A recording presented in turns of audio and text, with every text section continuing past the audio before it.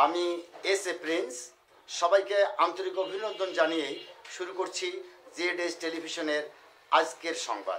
জাতীয় ও দলীয় পতাকা উত্তোলনের মধ্য দিয়ে উৎসবমুখর পরিবেশে বাংলাদেশ জাতীয়তাবাদী দল বিএনপি রংপুরের বদরগঞ্জ উপজেলার লোহানীপাড়া ইউনিয়ন বিএনপির দ্বিবার্ষিক কাউন্সিল অনুষ্ঠিত হল মণ্ডলের হাটে।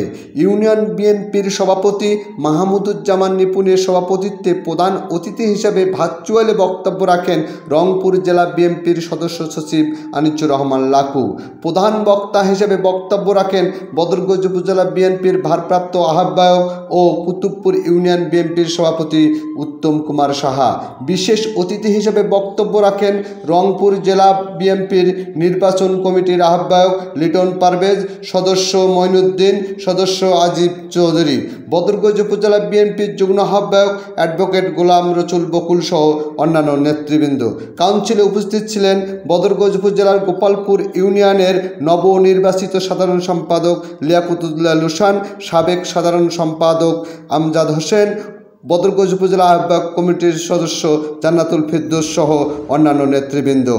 কাউন্সিলে ভোটের মাধ্যমে সভাপতি নির্বাচিত হন মাহমুদুজ্জামান নিপুণ, সাধারণ সম্পাদক ইলিয়াস আহমেদ, যুগ্ম সম্পাদক আতিকুর রহমান, সাংগঠনিক সম্পাদক আবু সুফিয়ান বিদ্যুৎ। News desk ZS television.